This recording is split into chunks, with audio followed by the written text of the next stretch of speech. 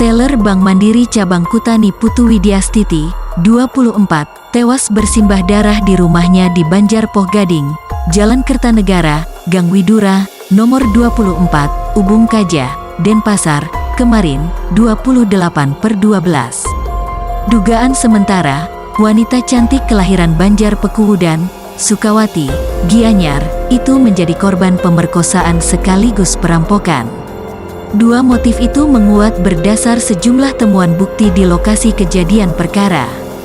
Dalam kasus pemerkosaan, selain ditemukan sejumlah luka di punggung, dada dan perut, juga ditemukan luka di tangan bekas tangkisan pertanda korban melawan. Total ada 25 luka di badan korban yang menjadi penyebab korban meregang nyawa. Sementara dalam kasus perampokan, ada sejumlah barang milik korban yang hilang. Selain uang di dompet, satu unit sepeda motor Scoopy warna merah dengan nopol DK3114 kar milik korban hilang. Sinyalemen yang lain, warga di lokasi kejadian sempat mendengar teriakan sekitar pukul 1 WITA dari dalam rumah korban. Hanya saja mereka tidak menyadari korban dalam bahaya. Menurut saksi, saat kejadian sedang hujan gerimis. Saat itu tiba-tiba terdengar teriakan minta tolong.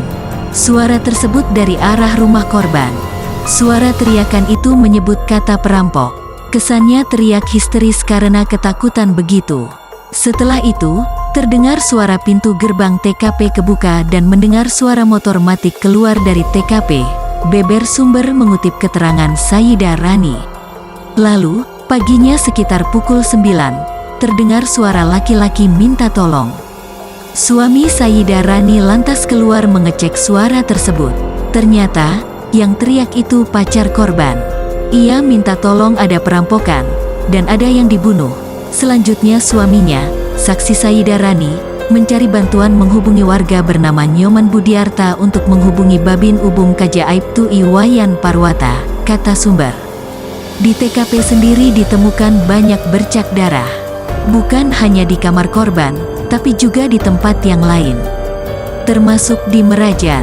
Bahkan, di Merajan ditemukan pisau dapur yang diduga milik pelaku yang digunakan untuk menghabisi korban. Untuk memastikan penyebab kematian, kami sudah berkoordinasi dengan forensik RS Sanglah. Nanti kalau hasil otopsi sudah keluar baru diketahui secara pasti.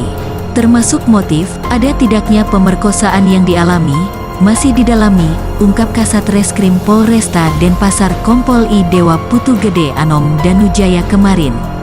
Untuk mengungkap kasus ini, polisi telah memanggil sejumlah saksi.